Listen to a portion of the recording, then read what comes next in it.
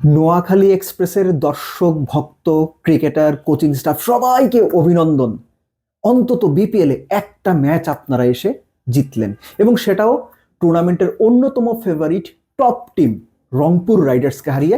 ম্যাচটা বেশ ভালো, এন্টারটেইনিং ছিল, এবং একই সঙ্গে আমাদের দেশি প্লেয়ারদের, দেশি ব্যাটারদের স্পেসিফিক্যালি আজে বাজে ব্যাটিং ডিসপ্লের একটা দারুণ কারখানা আমরা দেখলাম রংপুর এবং নোয়াখালী ম্যাচে। প্রাণ সসের মাখামাখি টেস্ট বার্গারকে করে তোলে আরো ইয়ামি আরো জোস। প্রাণ সস, সসের বস। প্রথমেই বলি, নোয়াখালী যখন ব্যাটিংয়ে গেল 6 ওভার 66 রান 1 উইকেট, ভাই দারুণ শুরু করছিল তারা।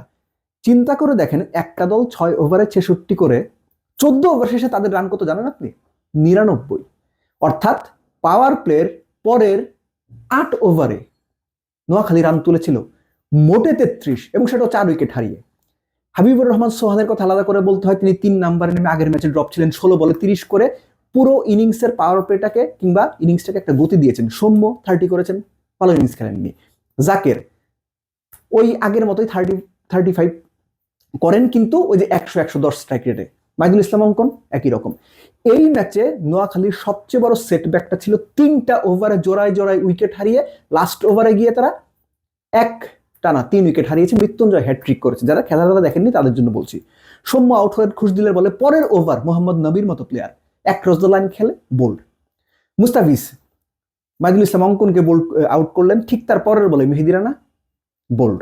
সো এই যে প্রত্যেক 2 বলে উইকেট যাওয়া, অন্তত 3টা ওভারে দুইটা দুইটা, আরেক ওভারে হ্যাট্রিক হলো, এই যে 7 উইকেট চলে যাওয়া 3 ওভারের মধ্যে, এটাই না মোটামুটি নোয়াখালী এক্সপ্রেসকে ধসিয়ে দিয়েছিল, প্রায় ধসিয়ে দিয়েছিল, কিন্তু লাস্টলি তারা 148 পর্যন্ত যেতে পেরেছে।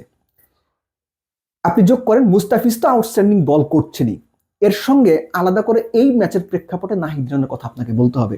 আপনি যদি ফিগার দেখেন, 4 over 17 run 1 wicket, Nahid Rana যে পেসে বল করেছেন, যেভাবে অপোনেন্ট ব্যাটসম্যানদের, নোয়াখালীর ব্যাটসম্যানদের ভরকে দিয়েছেন, তাদের চমকে দিয়েছেন, এটা অতুলনীয়। এবং রমিজ রাজা কমেন্ট্রি বক্সে একটা পর্যায়ে বলছিলেন, এই নাহিদ রানাকে কি কারণে বাংলাদেশের বিশ্বকাপ স্কোয়াডে রাখা হয়নি, এটা তার কাছে সারপ্রাইজিং। যদিও বাংলাদেশ বিশ্বকাপ খেলবে কি খেলবে না আমরা তো জানি না, বাট রমিজ রাজা মনে করেন বাংলাদেশের বিশ্বকাপ স্কোয়াডে নাহিদ রানা থাকাটা ডিজার্ভ করেন।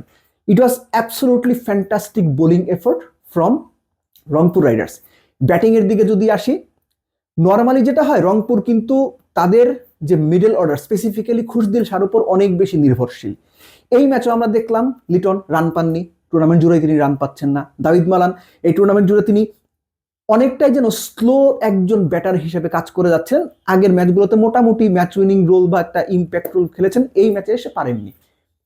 তাও হৃদয় স্কোরবোর্ডে দেখবেন 29 করেছেন, কিন্তু ওটা যে কতটুকু বাজে ইনিংস ছিল, মানে আপনি কল্পনায় বিশ্বাস করতে পারবেন না যদি না দেখে থাকেন। ইফতেখার এই ম্যাচে সুযোগ পেয়েছিলেন, তিনি মোটামুটি একটা চেষ্টা করেছিলেন, পারেননি।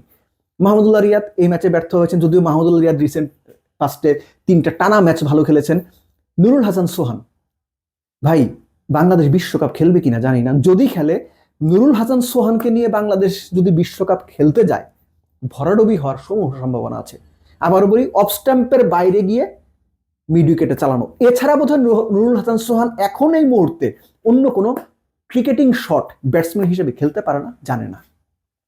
খুশদিল শাহ যে পর্যন্ত উইকেটে ছিল, মনে হচ্ছিল তিনি ম্যাচটা হয়তো ক্লোজ করবেন বা বের করেও নিয়ে যেতে পারেন, এবং তিনি সেভাবেই করছিলেন। শেষ 3 ওভারে বোধহয় 36 রান দরকার ছিল, হাসান মাহমুদ উইকেটে বোলিং আসলেন, তার ওভারে খুশদিল মোটামুটি 13 রান নিয়ে নিলেন, তার পরের ওভারও বেশ ভালো কিছু রান হলো। কিন্তু লাস্ট ওভারে হাসান মাহমুদ যখন খুশদিলকে আউট করে দিলেন, হাসান মাহমুদ 4 উইকেট পেয়েছেন, খুব ভালো বল করেছেন, ম্যাচ উইনিং বোলিং আপনি বলতে পারেন। খুশদিল আউট হওয়ার পরই আসলে ম্যাচটা শেষ হয়ে গেছে রংপুরের জন্য।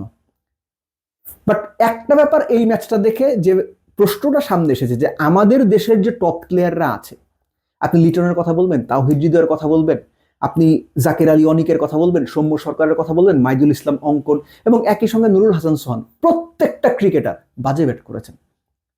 বোলাররা যেমন দুর্দান্ত করেছেন, স্পেসিফিক্যালি বাংলাদেশের পেসাররা, ঠিক একইভাবে বাংলাদেশের বেস্ট ব্যাটসম্যানরা, জাতীয় দল এবং জাতীয় দলের বাইরে সম্ভাব্য ব্যাটসম্যানরা অতটাই বাজে ব্যাট করেছেন।